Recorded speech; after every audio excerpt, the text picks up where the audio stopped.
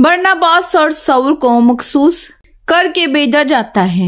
ईमान loose का 13वां बाब। अंताकिया में उस कलीसिया के मुतालिक जो वहां थी कई नबी और मौलम थे, यानी बरनबास और शमौन जो काला कहलाता है, और लूकियस किरीनी और मनाहीम जो चौथाई मुल्क के हाकिम हेरोदिस के साथ पला था। और शाऊल जब वो खुदावन की इबादत कर रहे और रोजे रख रहे थे तो रूह कुदस ने कहा, मेरे लिए बरनबास और शाऊल को उस काम के वास्ते मखसूस कर दो जिसके वास्ते मैंने उनको बुलाया है। तब उन्होंने रोजा रख कर और दुआ करके और उन पर हाथ रख कर उन्हें रुखसत किया कुप्रुस में।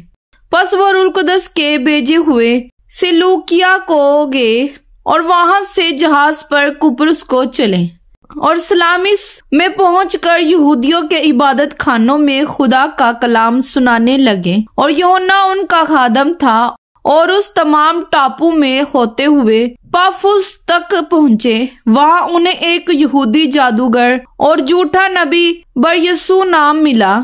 वो सिरगुसु पलूस सूबेदार के साथ था जो साहिबे तमीज आदमी था। इसने बरनबास और शाऊल को बुलाकर खुदा का कलाम सुनाना चाहा, मगर इलीमास जादूगर ने के यही इसके नाम का तर्जुमा है, उनकी मुखालफत की और सूबेदार को ईमान लाने से रोकना चाहा।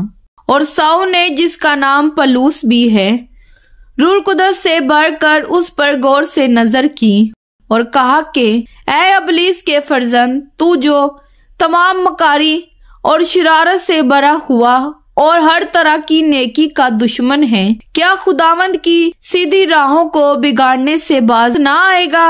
अब देख, तुझ पर खुदावंद का गजब है और तू अंधा होकर कुछ मुद्दत तक सूरज को ना देखेगा। उसी दम कुहर और अंधेरा उस पर छा गया और वो ढूंढता फिरा कि कोई उसका हाथ पकड़ कर ले चले।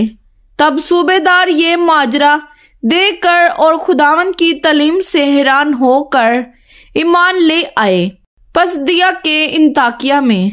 फिर पलूस और उसके साथी पाफुस से जहाज पर रवाना होकर पैम्फिलिया के पिरगा में आए और यूहन्ना उनसे जुदा होकर यरूशलेम को वापस चला गया। और वो पिरगा से चलकर पसदिया के अंताकिया में पहुंचे और सब्बत के दिन इबादत खाने में जा बैठे। फिर तुरैत और नबियों की किताब के पढ़ने के बाद इबादत खाने के सरदारों ने उन्हें कहला भेजा कि ऐ भाइयों, अगर लोगों की नसीहत के वास्ते तुम्हारे दिल में कोई बात हो तो बयान करो। पस पलूस ने खड़े होकर और हाथ से इशारा करके कहा, ऐ इस्राएलियों और ऐ खुदा तरसो सुनो। इस उम्मत इस्राएल के खुदा ने हमारे बाप दादा को चुन लिया और जब ये उम्मत मुल्क मिस्र में परदेशियों की तरह रहती थी उसको सर बुलंद किया और जबरदस्त हाथ से उन्हें वहां से निकाल लाया। और कोई 40 वर्ष तक बियाबान में उनकी आदतों की बर्दाश्त करता रहा और कनान के मुल्क में 7 कौमों को गारत करके तखमीना 450 वर्ष में उनका मुल्क इनकी मिरास कर दिया।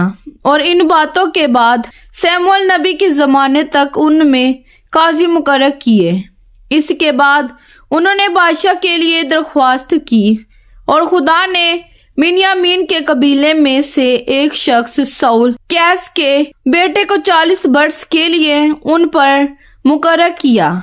फिर उसे मौजूल करके दाऊद को उनका बादशाह बनाया, जिसकी बाबत उसने ये गवाही दी कि मुझे एक शख्स यसी का बेटा दाऊद मेरे दिल के मुआफिक मिल गया है, वही मेरे तमाम मर्जी को पूरा करेगा। इसी की नस्ल में से खुदा ने अपने वादे के मुआफिक इसराइल के पास एक मुनज्जी यानी यस्सु को बेच दिया, जिसके आने से पहले यूहन्ना ने इसराइल की तमाम उम्मत के सामने तौबा के बपतिस्मे की मुनादी की। और जब यूहन्ना अपना दौर पूरा करने को था तो اس نے کہا کہ تم مجھے کیا سمجھتے ہو؟ میں وہ نہیں، بلکہ دیکھو میرے بعد وہ شخص آنے والا ہے جس کے پاؤں کی جوتیوں کا تسمہ میں کھولنے کے لائق نہیں۔ اے بھائیو، ابراہیم کے فرزندوں اور اے خدا، ترسو اس نجات کا کلام ہمارے پاس بھیجا گیا، کیونکہ یروشلم کے رہنے والوں اور ان کے سرداروں نے نہ اسے پہچانا نہ نبیوں کی باتیں سمجھی جو ہر سبت کو سنائی جاتی ہیں، اس لیے اس پر فتویٰ دے کر ان کو پورا کیا، اور اگرچہ اس کے قتل کی کوئی وجہ نہ ملی تو بھی انہوں نے پیلاطس سے اس کے قتل کی درخواست کی، اور جو کچھ اس کے حق میں لکھا تھا جب اس کو تمام کر چکے تو اسے صلیب پر سے اتار کر قبر میں رکھا، لیکن خدا نے اسے مردوں میں سے جلایا، اور وہ بہت دنوں تک ان کو دکھائی دیا جو اس کے ساتھ گلیل سے یروشلم میں آئے تھے۔ امت کے سامنے اب وہی اس کے گواہ ہیں، اور ہم تم کو اس وعدے کے بارے میں جو باپ دادا سے کیا گیا تھا یہ خوشخبری دیتے ہیں کہ خدا نے یسوع کو جلا کر ہماری اولاد کے لیے اسی وعدے کو پورا کیا۔ چنانچہ دوسرے مزمور میں لکھا ہے کہ تو میرا بیٹا ہے، آج تو مجھ سے پیدا ہوا، اور اس کے اس طرح مردوں میں سے جلانے کی بابت کہ پھر کبھی نہ مرے۔ اس نے یوں کہا کہ میں داؤد کی پاک اور سچی نعمتیں تمہیں دوں گا۔ چنانچہ وہ ایک اور مضمون میں بھی کہتا ہے کہ تو اپنے مقدس کے سڑنے کی نوبت پہنچنے نہ دے گا، کیونکہ داؤد تو اپنے وقت میں خدا کی مرضی کا تابع دار رہ کر سو گیا، اور اب باپ دادا سے جا ملا اور اس کے سڑنے کی نوبت پہنچی، مگر جس کو خدا نے جلایا اس کے سڑنے کی نوبت نہیں پہنچی۔ بس اے بھائیو، تمہیں معلوم ہو کہ اسی کے وسیلے سے تم گناہوں کی معافی کی خبر دی جاتی ہے، اور موسیٰ کی شریعت کے باعث جن باتوں سے تم بری نہیں ہو سکتے تھے ان سب سے ہر ایک ایمان لانے والا اس کے باعث بری ہوتا ہے۔ پس خبردار ایسا نہ ہو کہ جو نبیوں کی کتاب میں آیا ہے وہ تم پر صادق آئے کہ اے تحقیق کرنے والوں، دیکھو تعجب کرو اور مٹ جاؤ، کیونکہ میں تمہارے زمانے میں ایک کام کرتا ہوں، ایسا کام کہ اگر کوئی تم سے بیان کرے تو کبھی اس کا یقین نہ کرو کہ ان کے باہر جاتے وقت لوگ منت کرنے لگے کہ اگلے سبت کو بھی یہ باتیں ہمیں سنائی جائیں۔ جب مجلس برخاست ہوئی، بہت سے یہودی اور خدا پرست نومرید یہودی پلوس اور برناباس کے پیچھے ہو لیے۔ انہوں نے ان سے کلام کیا اور ترغیب دی کہ خدا کے فضل پر قائم رہو۔ دوسرے سبت کو تقریباً سارا شہر خدا کا کلام سننے کو اکٹھا ہوا، مگر یہودی اتنی بھیڑ دیکھ کر حسد سے بھر گئے اور پلوس کی باتوں کی مخالفت کرنے اور کفر بکنے لگے۔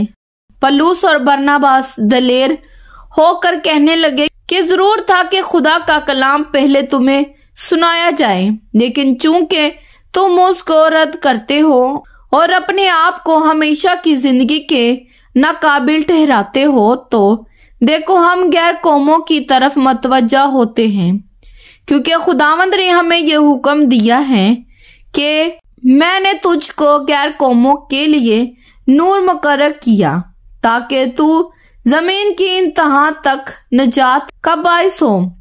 غیر قوم والے یہ سن کر خوش ہوئے اور خدا کے کلام کی بڑائی کرنے لگے، اور جتنے ہمیشہ کی زندگی کے لیے مقرر کیے گئے تھے ایمان لے آئے، اور اس تمام علاقے میں خدا کا کلام پھیل گیا۔ مگر یہودیوں نے خدا پرست اور عزت دار عورتوں اور شہر کے رئیسوں کو ابھار کر اور پلوس اور برناباس کو ستانے پر آمادہ کر کے انہیں اپنی سرحدوں سے نکال دیا۔ یہ اپنے پاؤں کی خاک ان کے سامنے جھاڑ کر اکنیوم کو گئے، مگر شاگرد خوشی اور روح القدس سے معمور ہوتے رہے۔ کلام پاک کے پڑھے اور سنے جانے پر خداوند کی خاص برکتوں، خداوند کا شکر ہو، آمین۔ خداوند آپ سب کو برکت دے، آمین۔